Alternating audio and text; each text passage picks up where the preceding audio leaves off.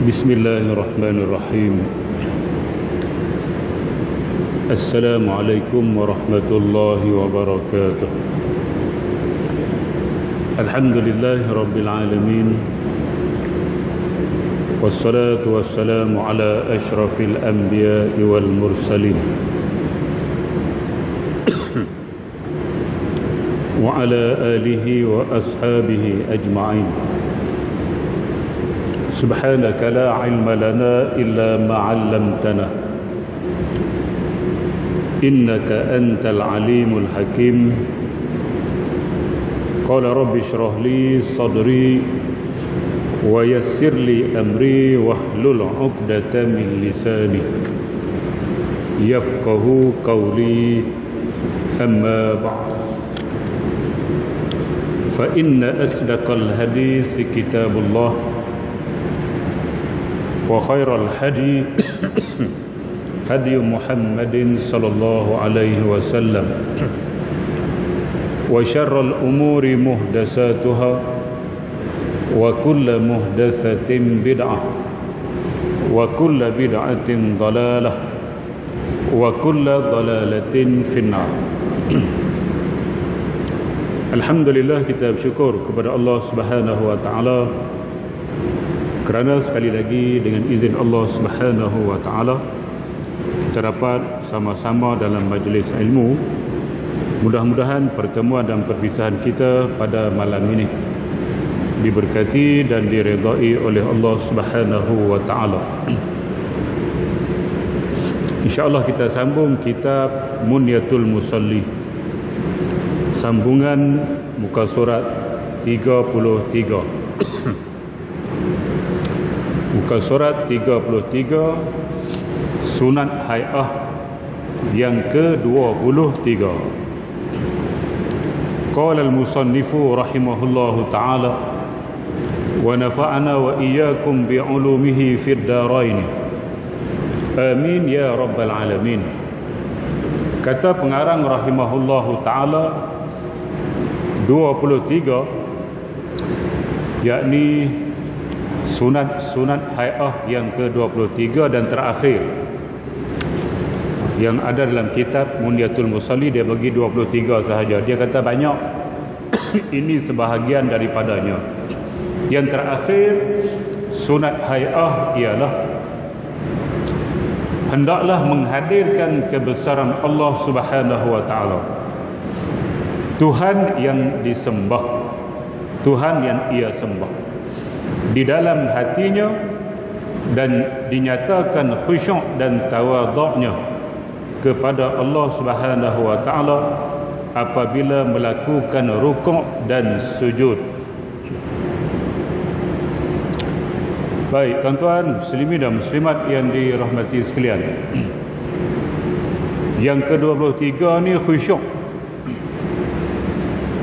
Ulama-ulama mazhab Syafi'i memasukkan khusyuk dalam sunat hai'ah. Walaupun khilaf ulama dalam masalah khusyuk, ada yang kata wajib dan sebagainya. Tapi untuk mazhab Syafi'i, walaupun Imam Al-Ghazali kata wajib, Imam Al-Ghazali ni dia mazhab Syafi'i, tapi yang lain, Imam Nawawi contohnya, mengatakan dia sunat. Dan bila sebut sunat, dia masuk dalam sunat hai'ah. Kalau khusyuk ini dimasukkan dalam wajib ataupun rukun, rasanya kita tak lepas solat. Cikgu lepas solat kalau khusyuk ni masuk rukun. Agak-agak zuhur berapa kali solat nak boleh khusyuk? Jengkreng. Mana ada orang boleh khusyuk daripada mula sampai akhir? Tak ada. Kalau dia masuk dalam wajib, kita memang berdosa tiap-tiap hari. Tidak ada dalam kalangan kita pada hari ini di akhir zaman yang boleh khusyuk daripada takbiratul ihram hingga kepada bagi salam. Tidak ada. Maka rukhsah daripada ulama, lebih-lebih lagi mazhab Syafi'i, memasukkan khusyuk dalam sunat hai'ah sahaja. Tetapi golongan tasawuf memasukkan khusyuk ke dalam rukun ataupun wajib. Tasawuf, ahli-ahli sufi, mereka ni kalau solat tidak khusyuk tidak sah.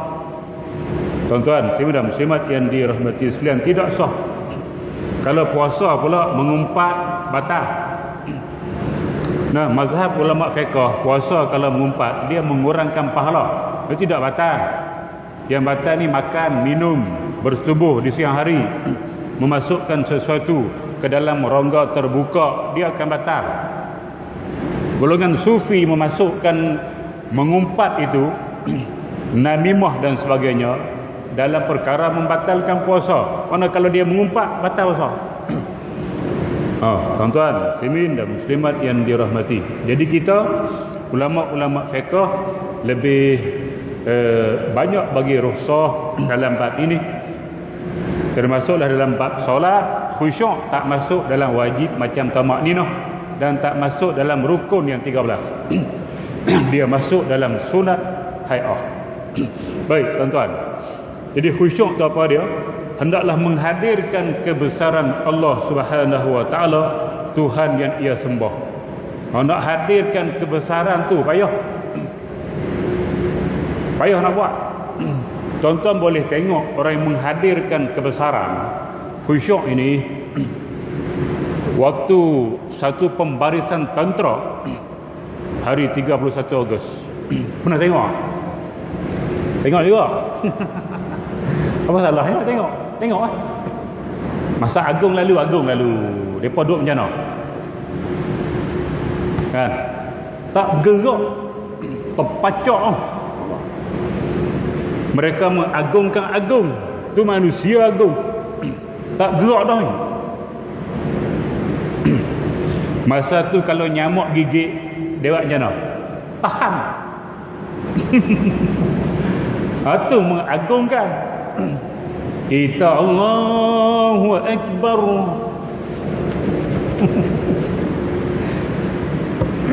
Tak ada. Mengagungkan kita macam tak seolah-olah Allah di depan kita. Al-ihsan an ta'budallaha ka'annaka tarahu fa in lam takun tarahu fa innahu yaraka. Ihsan ialah kamu bila beribadah kepada Allah Subhanahu wa taala seolah-olah kamu dapat melihat Allah. Itu peringkat tertinggilah. Seolah-olah kita tak boleh lihat Allah atas dunia. Ini seolah-olah. Kena faham? Seolah-olah dia duduk depan macam tu. Kalau tak boleh tahap itu, pergi tahap kedua. Kalau kamu tak mampu nak bawa pergi seolah-olah melihat dia, kamu kena yakin dia melihat kamu. Macam tu. Jadi solat kita takkan bergerak lah, kecuali keperluan.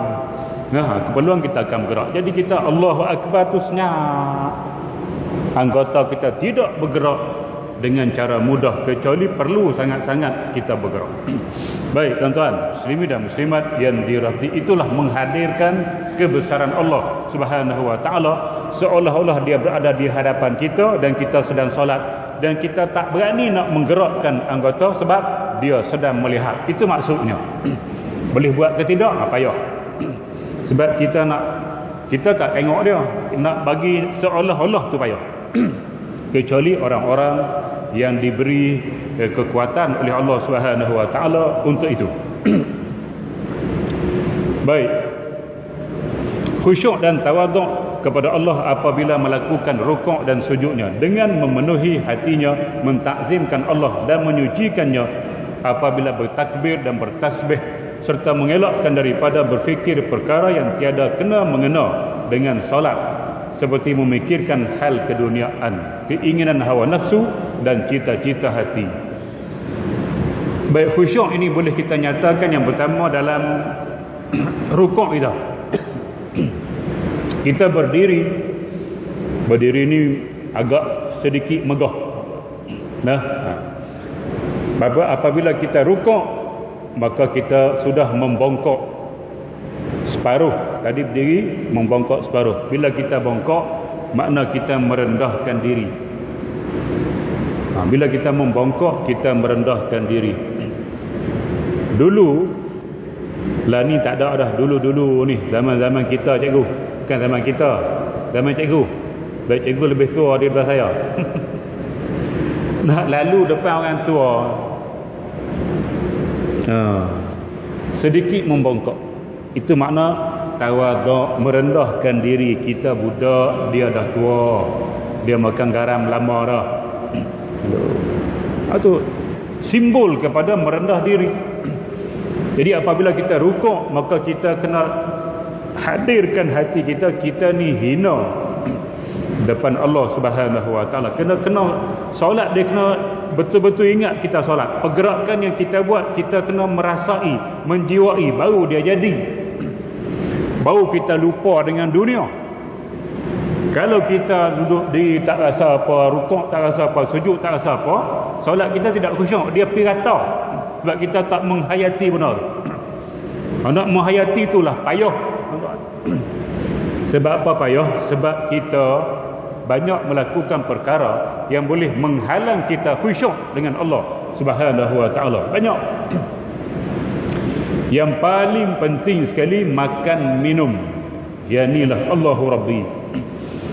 Sebab itu ulama-ulama dia jaga makan minum.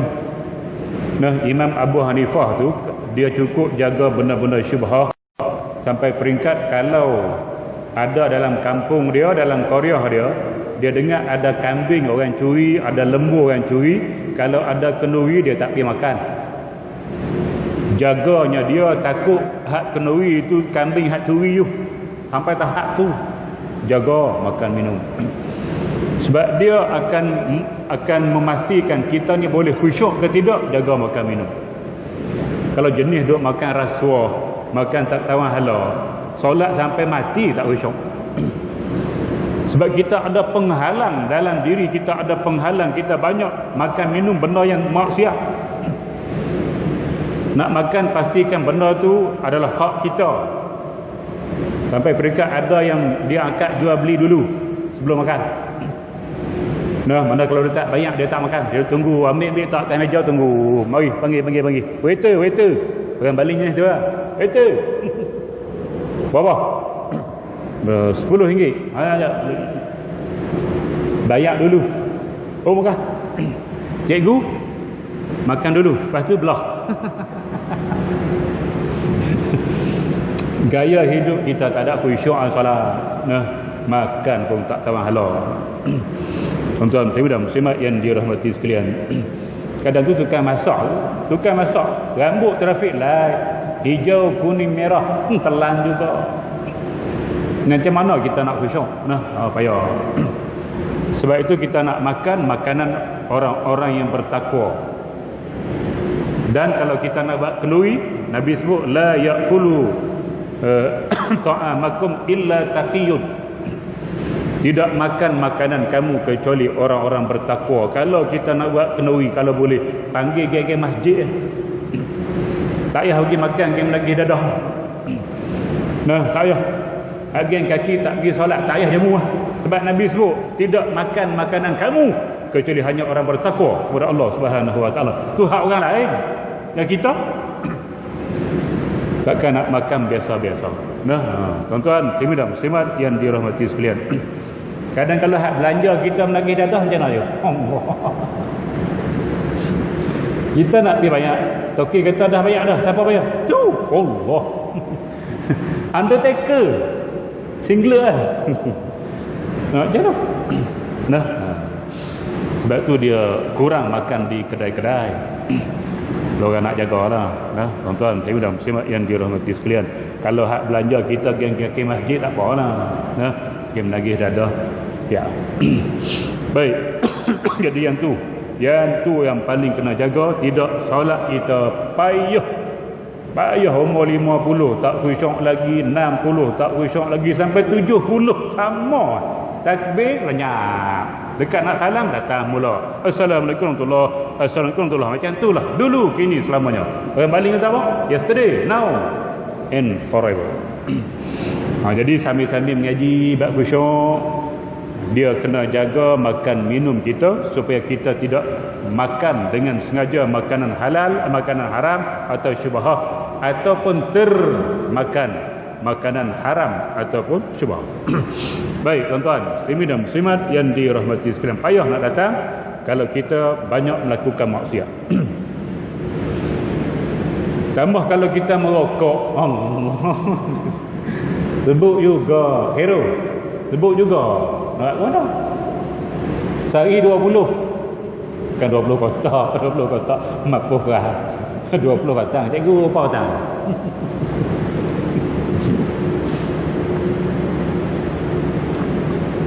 Tak maknanya dia kena difatwakan haram. Nah, macam mana lah kita nak khusyuk dalam solat kita? Takkan khusyuk punya. Nah, takkan khusyuk. Baik. Apabila bertakbir dan bertasbih serta mengelakkan daripada berfikir perkara yang tiada mengena dengan solat. Bila masuk solat, kita tak boleh fikir dah perkara yang tak ada kaitan dengan solat. Sebab itu kita dah baca sebelum daripada ini, sebelum kita masuk nak khusyuk ni, sebelum tu dah ada. Sebelum kita masuk, pastikan kalau kita sakit perut, pergi buang dululah. Kalau kita rasa nak kencing, pergi buang dulu. Kalau kita lapar, makan dulu. Supaya bila kita takbir Allahu Akbar, kita dah tak ingat dah pada makan, tak ingat dah pada minum, tak ingat dah pada sakit nak buang ni, tak ingat dah pada nak pergi tandas. Dah. Fokus Allahu Akbar, terus fokus, tidak ada ingatan kepada dunia. Kalau file-file pejabat kita belum selesai, selesaikan dulu, dah selesai baru kita solat. Barulah solat kita boleh khusyuk. Kalau tidak, dia akan ingat benda-benda yang kita buat sebelum daripada kita solat. Baik, semua itu hendaklah dielakkan di dalam solat demi menunaikan dan mengerjakan hak solat sebagaimana yang disuruh oleh Allah Subhanahu wa taala. Kerana solat seseorang yang hatinya tertambat kepada sesuatu. Mana bila kita solat, hati kita ingat selain daripada Allah Subhanahu wa taala. Ingat nak makan, ingat nak minum, ingat nak pergi padang bola, ingat nak pergi pasar. Dia tertambat dengan sesuatu. Tidak tertambat dengan Allah, tapi tertambat dengan sesuatu, tidak akan ada khusyuk. Dan tawaduk lagi, Allah tidak akan memberi apa-apa faedah dan manfaat kepadanya, sebaliknya kemudaratan dan siksanya Allah yang lebih hampir kepadanya. Mana siapa yang solat tidak khusyuk, dia hampir kepada siksa Allah Subhanahu wa taala. Kata Al-Hasan Al-Basri dalam kitab Jawi original punya, dia tak tulis Hasan Basri. Nah, dalam kitab-kitab Jawi ataupun kitab-kitab Arab, dia tak tulis Hasan Basri, dia akan tulis Al-Hasan saja. Itulah nama dia. Nah, Al-Hasan bin Yasar. Al-Hasan bin Yasar. Basri itu sebab dia melazimi Basrah di akhir hayat dia, di Basrah di Iraq. Maka dia wafat di sana, maka digelar Basri sebab duduk di Basrah. Gitu. Hak satu lagi tu Al-Balighi. Al-Hasan Al-Balighi, bukan Al-Basri. Baik, tuan-tuan muslimin dan muslimat yang dirahmati sekalian, tengok bawah footnote bawah. Siapa Hasan ni? Beliau seorang tabi'i, mana dia tidak pernah jumpa Nabi Muhammad sallallahu alaihi wasallam. Tabi'i tak pernah jumpa Nabi, dia cuma sempat jumpa sahabat.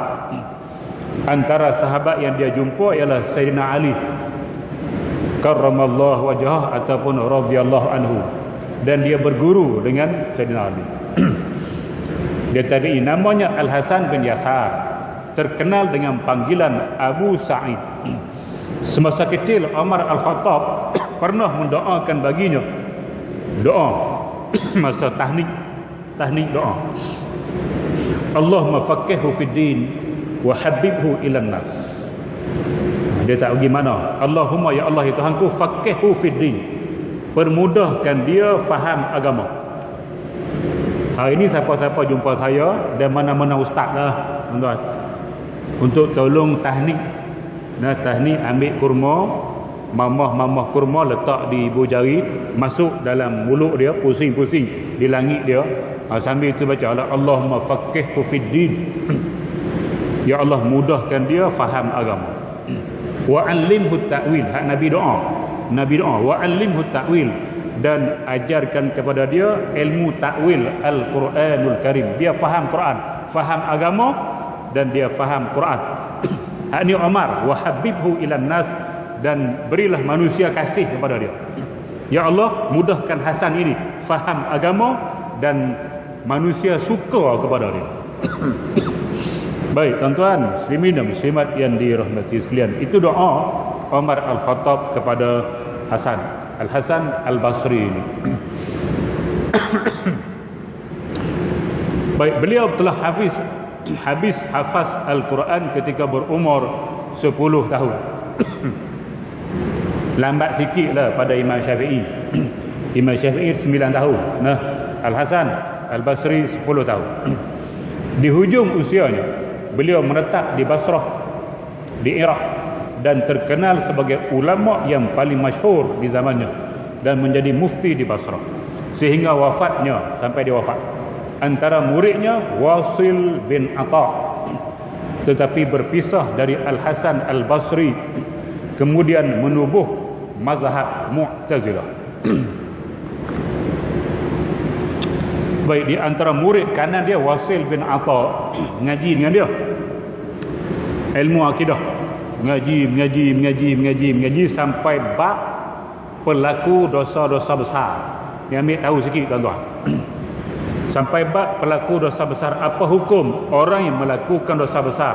Bunuh orang, minum arak, berjudi, mengumpat, derhaka ibu bapa, ni semua ni dosa besar. Tidak memberi nafkah pada isteri, dosa besar.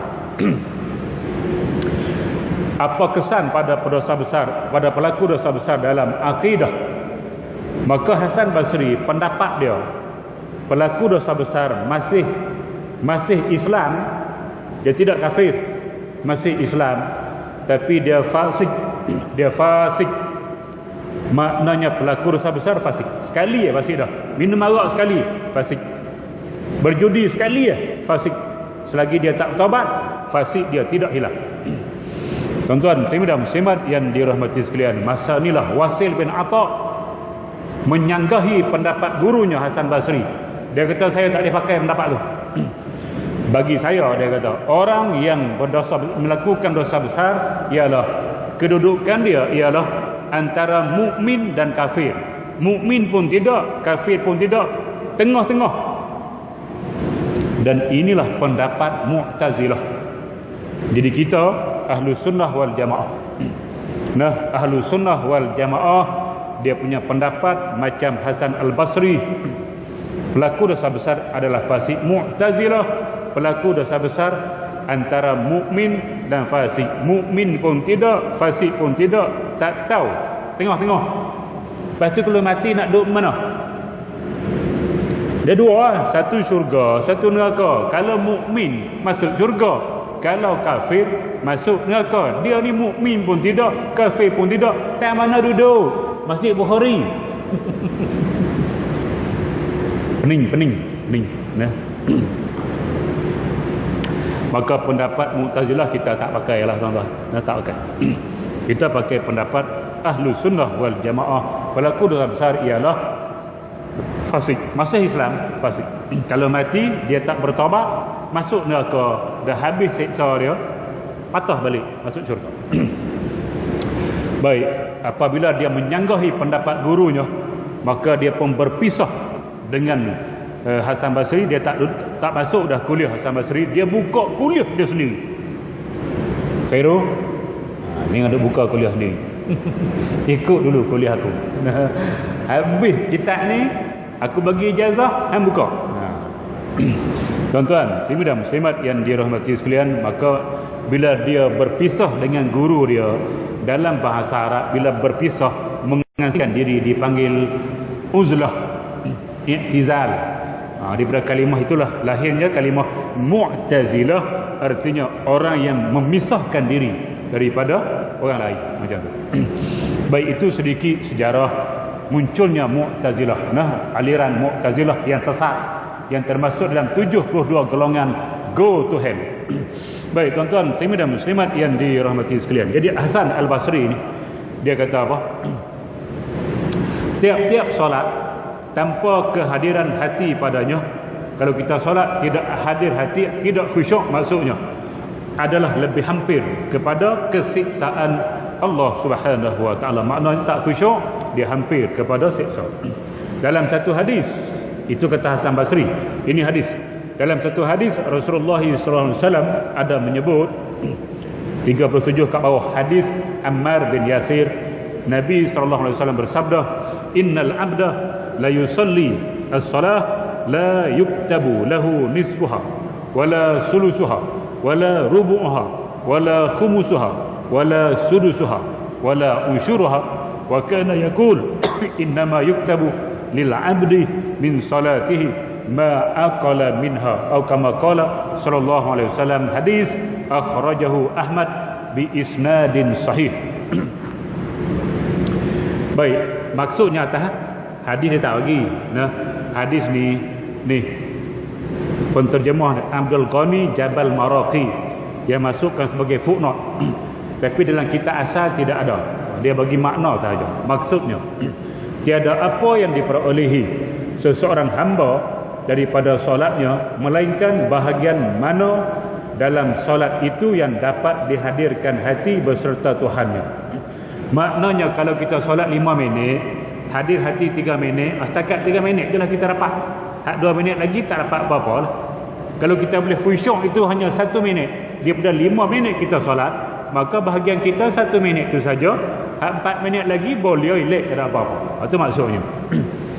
Ada yang bersolat tetapi tidak dicatatkan pahala solatnya, walaupun 1/6, 1/6 pun tidak, atau 1/10 pun tidak. Kalau dalam hak asal ni 1/3 pun tidak, 1/4 pun tidak, 1/5 pun tidak, 1/6 pun tidak, 1/10 pun tidak. Hak ni dia tak sebut, tak apalah. Nah, sebab tu dia bagi hadis asal. Rujuk asal. Sulusuha tu 1/3. Salasa 3, sulus 1/3. Arab mudah kan? Salasa 3, sulus 1/3. Arba'a 4, rubu' 1/4. Khamsa 5, khumus 1/5. Asyara 10, usyur 1/10. Arab mudah. Tukar baris, tukar makna. Baik, apa yang dicatatkan hanyalah sekadar kehadiran hati terhadap Allah Subhanahu wa taala dan khusyuknya dalam solat. Mana hak solat sahaja diambil kira, yang khusyuk sahaja diambil kira. Kehadiran hati boleh berubah kepada banyak sedikitnya mengikut kadar lalai dan jaganya. Bagi orang yang hadir hatinya dan khusyuk pada sekalian solatnya, daripada takbir sampai salam dia khusyuk, dicatatkan semua pahalanya, mana penuh. Manakala bagi yang lalai pada sekalian solatnya, tidak dicatatkan apa-apa pahala untuknya. Baik tuan-tuan muslimin dan muslimat yang dirahmati sekalian, maknanya kalau kita solat seorang diri, kalau khusyuk kita kurang, berapa markah kita boleh dapat? Sebab kita dapat 1 markah penuh. Solat seorang diri dapat 1 markah penuh, tapi dah tolak khusyuk ni kurang, tak sampai 1 dah cikgu.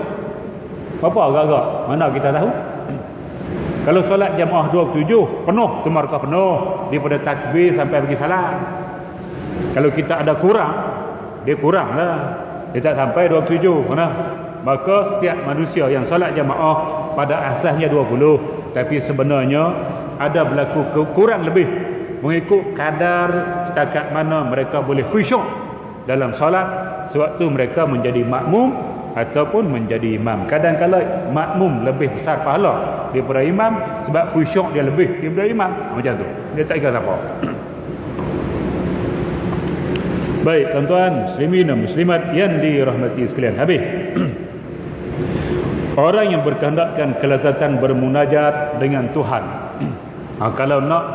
Kalau kita nak lazat bermunajat, bukan sekadar kita nak lazat makan, tapi kita nak lazat bila bermunajat, mana beribadah kepada Allah Subhanahu wa taala, hendaklah bekerja keras.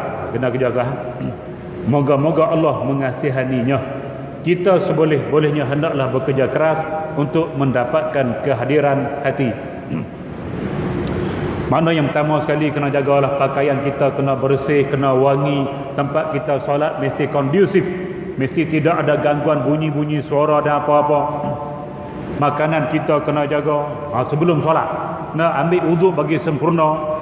Hak fardu wuduk buat, hak sunat wuduk buat, qomat bagi betul, azan bagi betul. Itu dulu. Kena kerja keras. Kalau kita tak buat kerja ni, kita tak dapat. Kalau tak dipecahkan ruyung, mana akan dapat? Oh, clear.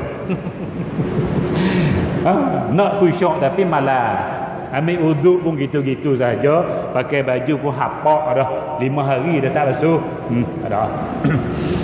Kena kerja keras, tuan-tuan. Kena buat betul-betul solat ni, insya-Allah Allah kasih pada kita, dia akan bagi khusyuk. Nah, kalau tidak kita takkan dapat ni. Kena kerja keras. Baik khusyuk dan ikhlas terhadap Allah, dan kita hendaklah mengamati apa-apa kalam Tuhan yang kita bicarakan di dalam solat, dan janganlah tergesa-gesa pada mana-mana bacaannya, kerana pengamatan dan penelitian tidak berlaku dalam keadaan tergesa-gesa. Baik, ini salah satu cara kita nak khusyuk dalam solat. Tadi hak sebelum makan dulu, kalau lapar pergi tanah duduk, tu sebelum. Bila kita masuk dalam solat, di antara perkara yang wajib, yang pentinglah untuk kita khusyuk, ialah kita kena faham setiap kalimah yang kita lafaz. Allahu Akbar, tahu makna apa dah? Allahu Akbaru kabira walhamdulillahi katsira wa subhanallahi bukratan wa asila. Sekurang-kurang sampai situ iftitah, kita tahu makna dia. Baca Fatihah bismillah sampai waladdallin, kita tahu maknanya. Baca surah bismillah wal asri sampai watawassaw bil haq, kita tahu maknanya. Allahu akbar subhana rabbiyal azim wa bihamdih, kita tahu makna dia. Sami Allahu liman hamidah, kita tahu makna dia. Allahumma hdini fi man hadait, kita tahu makna dia. Subhana rabbiyal a'la, kita tahu makna dia. Rabbighfirli warhamni, kita tahu maknanya. At-tahiyyatul mubarakatus salawatut thayyibatu lillah, kita tahu maknanya. Sampai kepada Assalamualaikum warahmatullahi, tahu makna. Barulah kita boleh hampir kepada khusyuk. Tapi macam biasalah, umur kita dah mencecah 60 tahun, dah pecin dah pun, tak tahu lagi kunut tu makna apa. Tanya Allahumma hdini makna apa Pak Long? Masa banyak. Bukan tidak ada masa, ada masa, tapi dia tak nak guna masa itu. Bagi dia cukuplah solat macam tu je lah. Dulu kini selamanya tak payah buat, nak upgrade apa-apa tak payahlah. Dia nak upgrade DG, perlu cikgu lah, profesor lain. DG dia mula-mula 41, dia nak upgrade pergi 44, nak pergi pula 48, dan dia target sebelum dia pencen 54. Tuan-tuan, yang tu upgrade solat macam tu. Dia dah 41 kunut tak erti, 44 kunut tak erti, 48 kunut tak erti, 52 jadi pengetua kunut tak erti, 54 pengetua cemerlang lagi tak erti. Tak ada benda.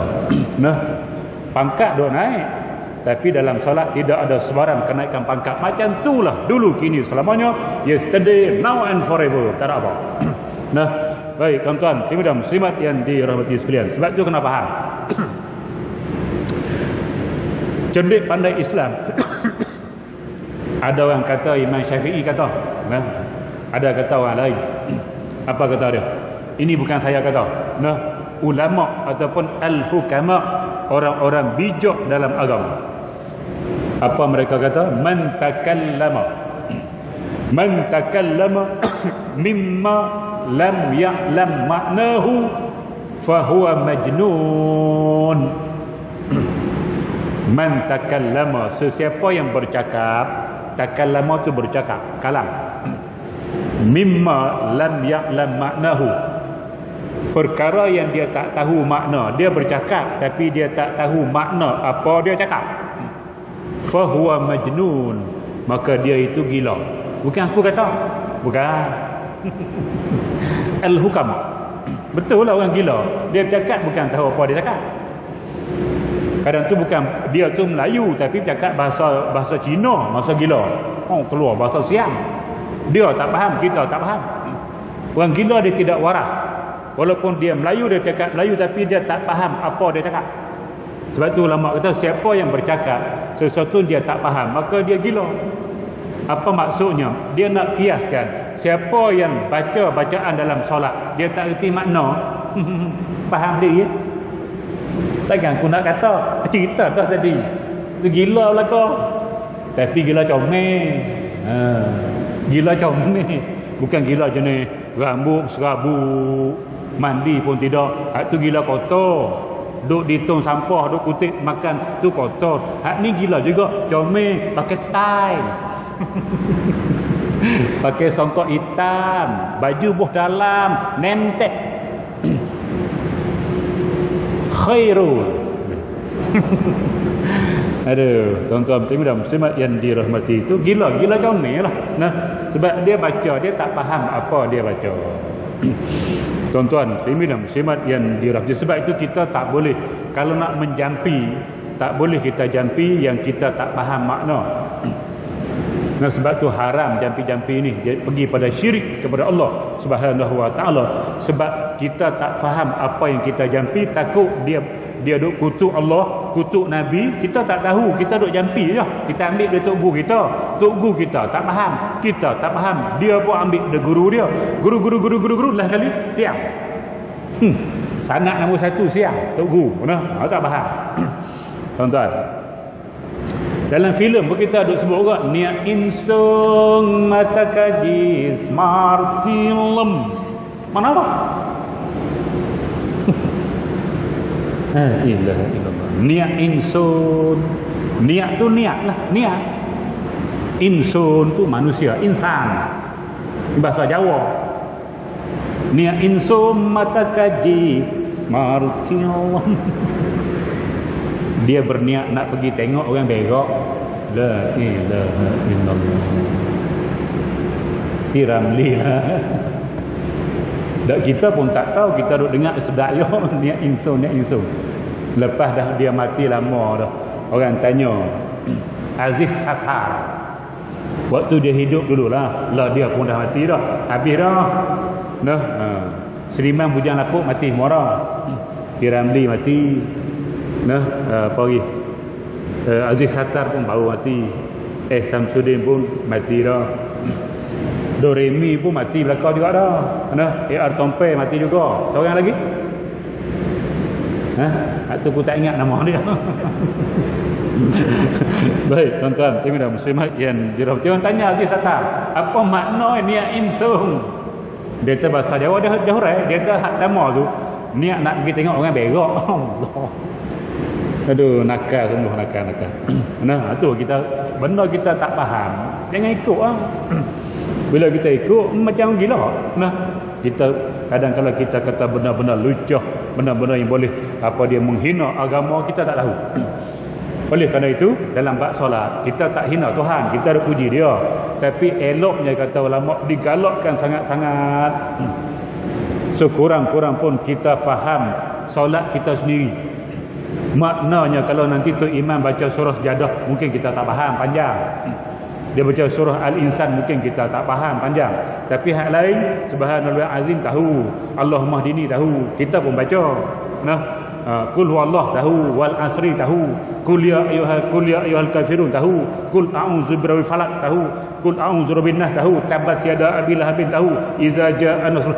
Sekurang-kurang surah pendek-pendek ni kalau kita baca dalam kepala tahrir tu iza jaa. Aduh, kelang-kelang kabut, lupa je esok nak nikah. Tok Imam tanya, boh makna sekali. Iza jaa nasrullahi wal fath. Mana? Dia kata apa? Nikah minggu depan boleh tak? Hari ni cancel dulu. Saya tak tahu. Nak balik apa? Allahu Rabbi. Tak tahu. Nak pendek-pendek 3 baris, 2 baris. Tapi kita tak tahu makna. Jadi rugilah tuan-tuan. Hidup 60 tahun, 70 tahun. Benda-benda macam ni pun kita tak boleh nak buat. Kita nak jawab apa depan Allah Subhanahu Wa Taala, bersedialah masing-masing kita ni. Baik tuan-tuan, muslimat yang dirahmati sekalian. Apabila melakukan rukuk dan sujud, hendaklah ditetapkan dan disertai dengan tamak-ninah. Kita kaji dah, nak ada tamak-ninah pada rukuk sujud. Jangan sekali-kali memagut semacam ayam. Mana solat yang tidak ada tamakninah seperti ayam memagut makanan. Dia tidak berhenti. Tidak berhenti. Tamakninah, berhenti, angkat. Berhenti, angkat. Itu tamakninah. Ayam ada tamakninah. Macam tu. Jadi siapa yang solat tidak ada tamakninah seperti ayam memagut makanan. Macam tu. Tidak sah solat tanpa tamakninah. Baik, tidak sah sebab dia wajib. Sedangkan tamakninah itu adalah rukun solat. Tidak sah solat sama ada fardu atau sunat dengan ketiadaannya tamakninah. Orang yang tidak menyempurnakan rukuk, sujud dan khusyuk di dalam solatnya dinamakan pencuri. Sebagaimana disebut dalam hadis, telah disebutkan dalam satu hadis, hadis bawah 40. Man shalla salata liwaqtiha wa asbagha laha wudu'aha wa atamma laha qiyamaha wa khusyu'aha wa ruku'aha wa sujudaha kharajat wa hiya bayda'u musfiratun taqulu hafizakallah kama hafiztani wa man shalla salata li ghairi waqtiha falam yusbigh laha wudu'aha wa lam yutimma laha khusyu'aha wa la ruku'aha wa la sujudaha kharajat wa hiya sauda'u muzlimatun taqulu dhayya'akallahu, bukan hi tu, hu, kama dhayya'tani hatta iza kanat haitsu sya'allah luffat kama yulaffu thawbu al-khaliqu summa duriba biha wajhu. Baik, yang tu bukan 40, 39, sorry ya. Silap hadis 39. Atah aswa'un nasi sariqatan allazi yasruku min salatihi la yutimmu ruku'aha wala sujudaha wala khusyu'aha. Wa huwa hadis sahih rawahu al-Imam Ahmad wa ghairuhu an Abi Qatadah radhiyallahu anhu. Baik, maknanya dia tak bagi makna, saya bagi makna. Aswa'un nas, sejahat-jahat manusia. Nah, sejahat-jahat manusia sariqatan, sejahat-jahat manusia yang mencuri. Sariqah ni curi. Allazi yasruku min salati, ialah orang-orang yang mencuri ketika solat. La yutimmu ruku'aha. Apa maksud curi ketika solat? Bukan kita curi duit, tidak. Kita rukuk tidak sempurna. Sebab tu mengaji bab rukuk biar sempurna rukuk sampai tahap yang paling sempurna. Kalau kita rukuk main-main saja, rukuk macam tu, rukuk macam tu, dia tahap tu saja. Dia main-main rukuk tu gitu, malam-malam itu. Jenis ni. Nah, la yutimmu ruku'aha, tidak menyempurnakan rukuk, dikira mencuri dalam solat. Tu tak kira curi nafas ke? Habis nafas sambung baca. Nah, baca habis nafas sambung, curi nafas, panggil tu. Yang tu pun tak boleh, tuan-tuan. Wala sujudaha, dan tidak sempurna sujud. Tidak sempurna sujud. Mungkin kaki belakang tak baca, kaki belakang lipat gitu lah. Nah, maka tidak sempurna sujud dia. Ataupun di dahi dia ada lapik sesuatu, maka tidak sempurna sujud, dikira mencuri dalam solat. Wala khusyu'aha, dan tidak sempurna khusyuknya. Jadi tiga ni, tidak sempurna rukuk, tidak sempurna sujud, dan tidak sempurna khusyuk. Maka Nabi sebut sejahat-jahat manusia yang mencuri dalam solat. Baik, tuan-tuan, muslimin dan muslimat yang dirahmati sekalian, telah disebutkan dalam satu hadis. Saya baca panjang tadi, hadis yang 40 bawah. Maksudnya orang yang memelihara solat dan menyempurnakan rukunnya, solatnya akan keluar di akhirat nanti dalam keadaan putih bercahaya, lalu berkata, Allah memelihara kamu sebagaimana kamu memelihara kami. Dan orang yang tidak menyempurnakan solatnya akan keluar di akhirat nanti dalam keadaan hitam legam, serta berkata, Allah mensia-siakan kamu sebagaimana kamu mensia-siakan kami. Kemudian digulungkannya seperti kain buruk, lalu dilempar ke muka orang yang solat tadi. Solat dia digulung jadi macam kain buruk, lempar pergi, mana tak pakai, reject. Bila solat tu dilempar ke muka, maka jawapannya go to hell. Ma salakakum fi saqar, qalu lam naku minal musallin. Bila popok ni masuk neraka sakor, malaikat yang jaga neraka sakor tanya, kenapa kamu masuk neraka ni? Tak pergi ke jahanam ke tak pergi neraka lain? Sebab apa masuk neraka sakor? Qalu, mereka jawab, lam nakum minal musallin, kami dulu atas dunia tidak termasuk dalam golongan orang-orang yang solat. Maksud dia yang pertama, dia tak solat langsung, ataupun solat dia jadi kain buruk lempak ke muka, go to hell, sakor nama dia. Baik tuan-tuan muslimin dan muslimat yang dirahmati sekalian. Pada satu hadis Nabi menyebut maksudnya, sesungguhnya solat itu hendaklah menetapkan segala anggota dan kelakuan serta mengkhusyuk dan mengkhudukannya.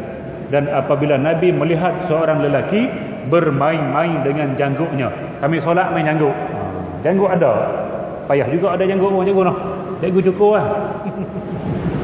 Tak main janggut. Nabi tengok di dalam solat, maka baginda bersabda 41, lau khasha'a qalbu haza la khasha'at jawarihu, ay la sakanat wa khada'at.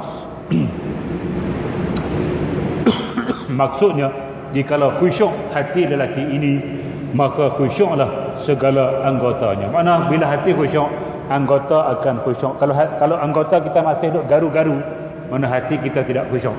Nak tahu hati kita khusyuk atau tidak, anggota kita bergerak ataupun tidak. Kalau bergerak, hati tak khusyuk. Kalau anggota senyap, hati khusyuk. Cuma tuan-tuan, tengok di bawah sekali, sanaduhu dhaifun wal ma'rufu annahu min qauli Ibni Sa'id al-Musayyab ataupun Sa'id al-Musayyib, boleh baca dua.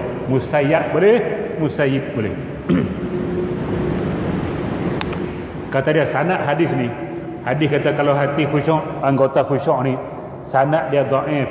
Maksud dia hadis dhaif lah tuan-tuan. Jadi untuk sebagai fadail a'mal wal ma'ruf, yang terkenanya kata-kata ini bukan daripada Nabi. Wal ma'ruf annahu min qauli Ibni Sa'id al-Musayyab, dia daripada Ibni Sa'id al-Musayyab, tabi'in. Kata-kata dia, bukan kata-kata Nabi. Macam kita kata al-jannatu tahta aqdamil ummahat, syurga itu di bawah tapak kaki ibu. Nabi tak pernah kata. Nah, perkataan yang seperti itu Nabi tak pernah kata. Al-jannatu tahta aqdamil ummahat, syurga di bawah tapak kaki ibu, Nabi tak pernah kata. Yang kata siapa? Cikgu. Ustaz duk ceramah kata. Nah, Pak Long kita kata. Tu guru kita kata. Nabi tak kata hak macam kalimah macam tu. Sebab tu dia yang al-jannatu tahta aqdamil ummahat, kalimah ini dimasukkan dalam hadis maudhu', hadis palsu. Tuan-tuan muslimin dan muslimat yang dirahmati, walaupun makna dia betul, maksud syurga di bawah tapak kaki ibu ni, artinya kalau kamu tak taat pada ibu kamu, derhaka pada ibu kamu, kamu tak akan boleh masuk syurga. Betul lah, masuk neraka. Anak-anak derhaka ni tak boleh masuk syurga. Tapi Nabi tak kata macam tu. Nabi sebut hadis lain, bunyi dia lain, tapi maksud dia ialah macam tu lah juga, syurga di bawah tapak kaki ibu. Tapi kalimah hak tadi tu bukan daripada Nabi. Ini kena teliti dalam bawah hadis. Nabi tak kata gitu. Kita lihat tak? Nah, walaupun makna dia betul, tapi ada hadis lain yang Nabi sebut yang maknanya menghampiri yang kata syurga di bawah tapak kaki. Baik tuan-tuan, muslimin dan muslimat yang dirahmati sekalian. Hadis-hadis palsu ni banyak geng-geng jenis ambil kesempatan. Nah, ada hak jual tembikai dia turun dia. Kita nak beli pun takut. Bukan takut apa, berat dah lah sekilo sampai belah-belah ringgit. Kalau besar ni timang-timang 50. Allah, ish, nak beli tak beli, jago beli tu. Dia tu sembang dengan saya, dia kata, Ustaz, saya buat satu apa dia kata-kata lah. Nah, dia buat comel lah. Dia letak tempat dia menjaga tembikai. Apa dia buat kata-kata dia? Tembikai baik untuk ibu mengandung. Maknanya siapa yang makan tembikai, ibu hak duk mengandung tu, makan temikai. Beranak so anak dia kulit dia halus. Comel loteng. Cikgu beli tak? Nak beli mana cik bini tak mengadu. Dia buat dah. Dia buat dah. Baru tanya saya, ustaz ni macam mana? Betul ni hadis Nabi? Hei. Dia kata kamu ambil mana? Ni hadis palsu ni. Hadis palsu tentang tembikai ni banyak, antaranya hak tu lah. Perempuan mengandung makan tembikai, anak dia comel. Palsu, tak boleh. Dia kata tak boleh. Kamu kata hadis Nabi tak boleh. Kalau kamu kata doktor kata tak apa. Kalau kamu kata Nabi, kamu hendak buang. Man kazzaba alayya muta'ammidan falyatabawa maq'adahu minan nar. Siapa menipu Nabi, Nabi tak kata hang kata, Nabi kata sila sedia satu kerusi dalam api neraka. Lah dia kata ni main anak dia mak ambil sebiji bagi kat ustaz. Free. Ingat aku nak tukar pendapat, sorry tetap palsu. Hang bagi 50 biji pun palsu. Tukar. Allahu Rabbi. Hadis bahaya, jaga. Banyak hadis-hadis mengenai tembikai, terung, sayur, macam-macam lah. Banyaknya adalah palsu, digunakan oleh peniaga untuk mencari keuntungan. Bila dia kata hadis Nabi sebut, orang bakal beli habis tembikai, habis terung. Sebab apa? Nabi kata. Baik, kita tutup. Apa yang dinyatakan oleh Nabi itu ialah khusyuk. Anggota itu daripada khusyuk hati, bukan Nabi kata. Sa'id ibn Musayyab. Tidak sempurna solat dengan ketiadaannya. Mana kalau kita duk mengkaru dan sebagainya, solat kita confirm tidak sempurna. Orang-orang salafus soleh kerana terlalu khusyuk pada solatnya, hingga ada yang dihinggapi burung di atas kepalanya, menyangka turus pagar kerana tetap dan lama qiyam serta sujudnya. Ni dia nak bagi contoh. Syekh Abdullah Al-Fatani, Daud bin Abdullah Al-Fatani nak bagi contoh ulama-ulama salah dulu khusyuknya solat. Kalau dia solat di luar rumah, dia berdiri tu, nak cerita tak bergerak dia tu, sehingga burung kata kayu. Kan ada orang-orang di dalam bendang kan, orang-orang dia buat baca itu. Dia solat bila takbir Allahu Akbar tu, terpacak tu macam turus pagar. Turus pagar ni maksud dah kayu pacak pagar. Orang kampung tahulah. Cikgu, profesor tak tahu. Dia tak bergerak. Burung main kat atas kepala, burung ingat kayu. Siapa tahan tu lah. Kita Allahu Akbar gini. Burung lari awal. Sorry tu nak kita dengan orang dulu jauh langit bumi solat ni, tuan-tuan. Ada pula yang berkata kepada ahli keluarga, ni pelik-pelik tuan-tuan, dan anak buahnya, apabila aku masuk kepada solat, buatlah apa sahaja yang kamu hendak, seperti meninggikan suara dan berhingar-bingar. Aku tidak tahu lagi apa yang berlaku apabila aku solat. Maknanya dia kata, pesan nak dia, tunggu ayah solat. Bila ayah takbir Allahu Akbar, hampa nak buat apa buat. Hampa nak lari ke, hampa nak jerkah ke, hampa nak tengking ke, hampa nak menjerit, suka hati. Aku tak tahu apa dah. Khusyuknya sampai tak peduli langsung apa yang ada di sekitar dia. Kata tu lah pelik. Khusyuk hak mereka dapat tu pelik. Dan ada dari kalangan sahabat Nabi yang diredai Allah bersolat dalam kebun tamar. Maka terbang burung dari satu pokok ke satu pokok tamar yang lain. Jadi solat dalam kebun, burung comel tengok terbang sambil solat. Dia memerhatikannya sehingga lalai dalam solat. Dia bila tengok lalai, tak eloklah solat tempat-tempat yang boleh ada gangguan macam tu. Apabila dia menyedari kelalaian itu, dia merasakan harta itu menyusahkannya. Lalu semua kebunnya disedekahkan untuk jalan Allah Subhanahu wa taala kerana melalaikannya daripada solat. Dia wakaf tu. Kebun hak dia solat kebun dia. Ada solat tu pergi habis dia solat, dia rasa tak sedap sebab boleh melalaikan dia daripada ingat Allah dalam solat. Pergi jumpa Nabi, ya Rasulullah, saya nak wakafkan kebun saya ke jalan Allah Subhanahu wa taala. Macam tu. Kita lewat tu. Allah Allahu Akbar. Oleh kereta kunci kedok, kereta kunci kedok, X70 kunci kedok. Lepas tu sebenarnya kunci. Lepas tu pergi jumpa Tok Imam lah. Tok Imam, saya nak wakaf kereta ni, buat kereta jenazah. Saya duduk solat ingat kereta, saya nak beli baru pula, X50. Baik tuan-tuan, muslimin dan muslimat yang dirahmati sekalian, gatulah. Nah, itu sahabat-sahabat. Kita tidak sampai tahap itu. Sayyidina Ali contoh kita tahu, bila dia kena panah, nak cabut panah tu, dia panah kan dia ada nak tarik tak boleh, masuk boleh, tarik dia lekat lah. Sakit menjerit dia ni, dia tunggu ke solat, takbir Allahu Akbar, tarik, sahabat tarik, tak bunyi apa, pun tak bunyi. Khusyuk tahap 100% sampai tak rasa sakit. Urwah ibn Zubair, Urwah anak Zubair Al-Awwam, adik kepada Abdullah ibn Zubair. Nah, Zubair Al-Awwam menikah dengan Asma. Asma tu adik ipar Nabi, adik kepada Aisyah binti Abu Bakr. Aisyah tak ada anak, maka dia bela Abdullah, abang kepada Urwah. Maka dipanggil Aisyah ini Ummu Abdillah, ibu kepada Abdullah. Abdullah itu anak Zubair, anak Asma, adik dia, kakak dia. Baik, Urwah dia kena satu penyakit kaki dia, kalau kita macam kecil manis lah.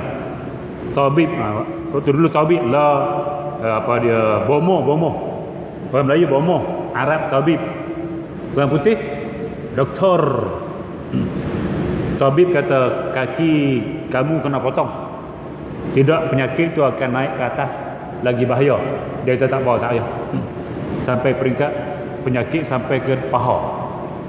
Sampai paha, tabib kata kalau tak potong dia pergi perut, jalan. Dia kata tak apa, potong. Nah, potong kan macam hospital Tanah Bahaya. Kita lah ni canggih, potong tak rasa benda, ubat kebas kan. Kebas penuh kan, kebas paruh tak rasa. Dulu mana ada ubat kebas. Tuan-tuan, guna gaji kayu. Seesaw in the door. Nak gaji dia punya dia tulang paha. Menjerit, tunggu aku solat. Allahu Akbar, gaji. Ada apa? Pelik. Nah, khusyuk yang tahap yang memang kita tak boleh capai. Sebab tu disebut khusyuk di antara perkara yang akan hilang di akhir zaman. Maknanya tu kita berada di akhir zaman, kita solat ni tak bolehlah 100%. Sikit-sikit tu boleh. Tapi nak 100% dia pada mula sampai bagi salam, tak ada manusia boleh buat macam tu. Nah, baik tuan-tuan, muslimin dan muslimat yang dirahmati sekalian. Jadi habis itu kita akan sambung nanti kebesaran dan ketinggian solat insya-Allah minggu depan dengan izin Allah Subhanahu wa taala.